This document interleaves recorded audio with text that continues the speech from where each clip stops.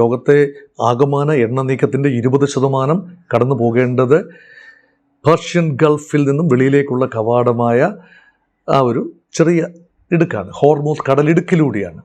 അപ്പോൾ അത് ഏതാണ്ട് പ്രാക്ടിക്കലി ഡിഫങ്ക്റ്റാണ്. ഇടയ്ക്ക് ചില ഇറാൻ അനുവാദത്തോടെ ചില കപ്പലുകൾ പുറത്തു പോയി എന്ന് സത്യമാണ്. പക്ഷേ സുഗമമായ ഗതാഗതം സാധ്യമാവില്ല. അത് യുദ്ധം നിർത്താതെ, ഒരു സമാധാന കരാറാവാതെ ഇതൊന്നും സാധ്യമാവില്ല. പിന്നെ അവശേഷിക്കുന്നത് എണ്ണ കൊണ്ടുപോകാൻ ഗൾഫിൽ നിന്നും അവശേഷിക്കുന്ന ഒരു സമുദ്രപാത എന്ന് പറയുന്നത് ചെങ്കടൽ പാതയാണ്.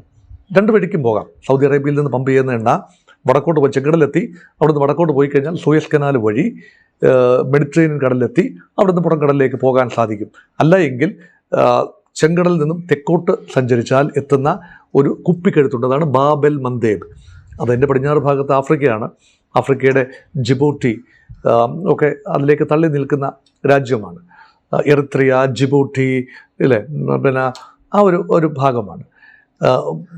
അതിൻ്റെ കിഴക്ക് ഭാഗത്ത് അല്ലെങ്കിൽ വടക്കും കിഴക്കായി സൗദി അറേബ്യയും യമനും ഒക്കെ ഉണ്ട്. അപ്പോൾ യമനിലെ ഹൂതികൾ നിയന്ത്രിക്കുന്ന ഭാഗമാണ് അതിൻ്റെ കിഴക്കൻ ഭാഗം, ബാബ് എൽ മന്ദേബിൻ്റെ ഭാഗമാണ്.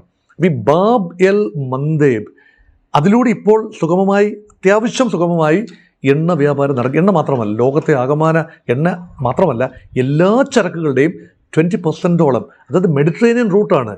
ഈ പറയുന്ന അറബിക്കടലിൽ നിന്നും മെഡിറ്ററേനിയനിലേക്ക് പ്രവേശിക്കണമെങ്കിൽ നേരിട്ട് പറ്റില്ലല്ലോ. അത് ചെങ്കടലിലൂടെ കയറി അവിടുന്ന് ചെറിയ ഒരു പാതയാണല്ലോ ഈ ചെങ്കടൽ. ആ ചെങ്കടൽ കടന്ന് അത് ദൈർഘ്യമുള്ളതാണ് കേട്ടോ. അതിനുശേഷം സൂയസ്, മനുഷ്യനിർമ്മിതമായ സൂയസ് കനാൽ, അത് ഈജിപ്തിൻ്റെ കിഴക്കൻ ഭാഗത്തൂടെയാണ്. അതിലേക്ക് കടന്ന് ചെങ്കടൽ ഇവിടെ മെഡിറ്ററേനിയൻ കടലിലെത്തി. അങ്ങനെയാണല്ലോ വ്യാപാരം.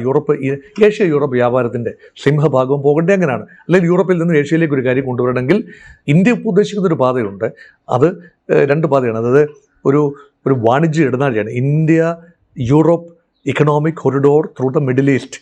അത് ഈ വഴിയും പല വഴിയായിട്ട് എത്തിച്ചേരേണ്ടതാണ്. സൗദി അറേബ്യയും ഇസ്രയേലും ഒക്കെ കനിയണം, UAE ഒക്കെ കനിഞ്ഞാൽ അതാണ് പാത. ആ പാതയൊക്കെ ഇപ്പം പറഞ്ഞു നിർത്തിയതല്ലാതെ അതൊക്കെ നടപ്പാക്കണമെങ്കിൽ അവിടുത്തെ യുദ്ധമൊക്കെ പല ഫ്രണ്ടിലുള്ള യുദ്ധങ്ങൾ അവസാനിക്കണം.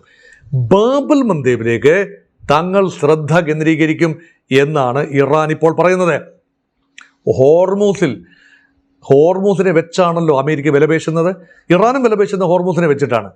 അവിടെ ഒരു സ്റ്റെയിൽമേറ്റിൽ എത്തി നിൽക്കുകയാണ്, പ്രതിസന്ധിയിലെത്തി നിൽക്കുകയാണ്. അങ്ങോട്ടും ഇങ്ങോട്ടും പോകാനാവാത്ത അവസ്ഥ. ഇപ്പോൾ തുറന്നു കിടക്കുന്ന ബാബൽ മന്ദേബ് ഞങ്ങൾ വിചാരിച്ചാൽ അടയ്ക്കാൻ പറ്റും. കാരണം അത് നിയന്ത്രിക്കുന്നത് ഹൂതികളാണ്. ഹൂതികളെ ഞങ്ങളാണ് പരിപാലിച്ചു പോകുന്നത്, സഹായം എത്തിക്കുന്നത്, ആയുധങ്ങൾ എത്തിക്കുന്നത്. തങ്ങളുടെ കൽപ്പന അവർ അനുസരിക്കും. ഹൂതികളെ വലിയ എണ്ണമൊന്നുമില്ല. സൗദി അറേബ്യയ്ക്ക് വലിയ പ്രശ്നമാണ് സൗദി അറേബ്യയുടെ എണ്ണപ്പാടങ്ങൾ, തെക്കൻ പ്രദേശങ്ങളിലേക്കുള്ള ആക്രമണങ്ങളൊക്കെ തന്നെ ഹൂതികൾ നടത്തുന്നു. അവരും ഷിയ ബന്ധമുള്ള ഒരു പ്രത്യേക ട്രൈബൽ വിഭാഗമാണ്. അപ്പോൾ ഇറാൻ ബന്ധമുള്ളവരാണ്, പ്രവാചക പരമ്പരയിൽപ്പെടുന്ന ആളുകളുമാണ്. അപ്പോൾ ഇവരെല്ലാവരും തിരിഞ്ഞു നിന്നാൽ വളരെ ബുദ്ധിമുട്ടാകും. ലോക വ്യാപാരത്തിന് തങ്ങൾ നശിപ്പിച്ചു കളയും. എണ്ണ മാത്രമല്ല, സകല ചരക്കുകളും, യൂറോപ്പിലേക്കുള്ള സകല ചരക്കുകളും. പിന്നെ പോകുന്നത് എങ്ങനെയാണ്? പണ്ട് പോർച്ചുഗീസുകാർ വാസ്കോ ഡ ഗാമയൊക്കെ വന്ന പോലെ കേപ്പ് ഓഫ് ഗുഡ് ഹോപ്പ് ചുറ്റി ആഫ്രിക്ക വൻകര മുഴുവൻ ചുറ്റി ഏഷ്യയിലേക്ക് വരേണ്ടി വരും. എന്തുമാത്രം ലോജിസ്റ്റിക്കൽ ലോസാണ്, സമയനഷ്ടം, അല്ലേ, കപ്പൽ കൂലി, ഇന്ധന നഷ്ടം, എന്തെല്ലാം പ്രശ്നങ്ങളാണ്. അതുകൊണ്ട് ഇറാൻ ഇപ്പോൾ ഒരു ഭീഷണി മുഴക്കിയിരിക്കുകയാണ്. മര്യാദയ്ക്ക് വിഷയം ചർച്ച ചെയ്ത് പരിഹരിച്ചില്ല എങ്കിൽ ഞങ്ങൾ ബാബൽ മന്ദേബ് ഹൂതികളെ ഉപയോഗിച്ച് അങ്ങ് അടയ്ക്കും. അതിലെ അമേരിക്കൻ കപ്പലെന്നല്ല, ഏത് കപ്പൽ പോയാലും കരയിൽ നിന്നുകൊണ്ട് ചെറുകിട റോക്കറ്റുകൾ ഉപയോഗിക്കും. കപ്പൽ മുക്കാൻ അതൊക്കെ മതിയാകും. ഈ ഹൂതികളെയൊക്കെ പൂർണ്ണമായി അങ്ങ് ഇപ്പം ഉറുമ്പുകളെ DDT ഇട്ടൊക്കെ മാറ്റാമെന്ന് പറയുന്ന പോലെ ലളിതമായിട്ട് പറ്റില്ല. വ്യാപകമായിട്ടൊക്കെ വ്യാപിച്ച് നിൽക്കുകയാണ്. അവരൊക്കെ വലിയ ആയുധങ്ങളൊന്നുമല്ല കേട്ടോ, പക്ഷേ ചെറിയ ആയുധങ്ങളാണെങ്കിലും കൂട്ടമായി ആക്രമിക്കാൻ അവർക്ക് ഗൺബോട്ടുകളുണ്ട്, അവർക്ക് ചില പീരങ്കികൾ ഉണ്ട്. അവർ ഈവൻ ലോങ് റേഞ്ച് മിസൈലുകൾ വരെ ഇസ്രയേലിനെതിരെ ഉപയോഗിച്ച ഒരു പാരമ്പര്യമാണ് ഉള്ളത്. ഒരുപക്ഷെ ചൈനീസ് നിർമ്മിതമോ റഷ്യൻ നിർമ്മിതമോ ഇറാനിയൻ നിർമ്മിതമായ മിസൈലുകളുടെ ഒരു ചെറിയ ശേഖരമെങ്കിലും ഹൂതികളുടെ കൈവശമുണ്ട്. അവർ തദ്ദേശീയമായി ഡെവലപ്പ് ചെയ്യുന്ന റോക്കറ്റുകളുണ്ട്.